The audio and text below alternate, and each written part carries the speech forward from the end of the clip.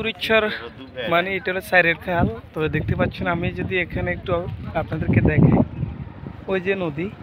তো আজকে আমি এই বাইসের হুন্দাত করে চলে এসেছি বিনা টাকায়, আমাকে লিফট দিয়েছে না কি ভাই, বিনা টাকায় না, বিনা টাকায় দেখছেন। আর উড়িষ্যার গাড়িগুলো দেখতে মানে মাথা ঘুরে উঠে, বুঝছেন, মাতৃ কিছু নেই, একটা অনেক কর্মী যাবে, তার কোনো উদ্দেশ্য নেই। তার কারণে আপনাদের আজকে ব্লগার পেজ থেকে ইনশাল্লাহ আপনাকে কন্টিনিউ ভিডিও দেওয়ার চেষ্টা করবো। অবশ্যই আপনারা একটু ভালোবাসা দিয়ে দেবো। তো আমি আপনাদেরকে যেহেতু উড়িষ্যারের সব কিছু দেখে আসলে উড়িষ্যার আসি, তো আমরা কিন্তু আজীবন নাম শুনেছি আসলে উড়িষ্যার।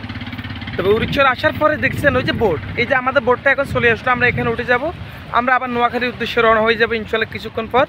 আর যদি আমি আপনাদেরকে দেখাই, দেখেন আমার পিছনে সব মরুভূমি, মানে উড়িষ্যারের ভিতরের অংশ চাইলে আপনি মনে করতে পারেন আপনি কোনো উড়িষ্যার না।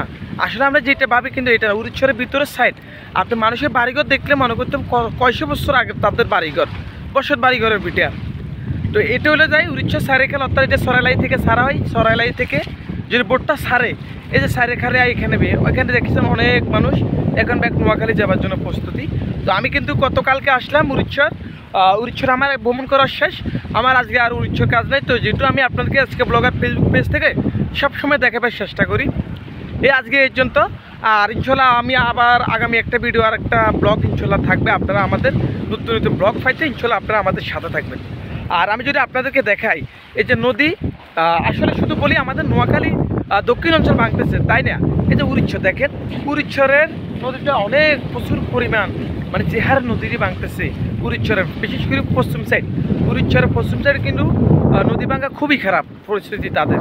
তো ইনশাল্লাহ যেহেতু আমি আপনাদেরকে সবসময় এনাদের ব্লগে দেখাই, আমাদের এসকে ব্লগার ফেসবুক পেজ থেকে কন্টিনিউ আমি কিন্তু ব্লগ করার চেষ্টা করি আপনাদেরকে, যেহেতু আমার ID SK blogger Facebook page থেকে। সবাই একটু আমার জন্য দোয়া করবেন।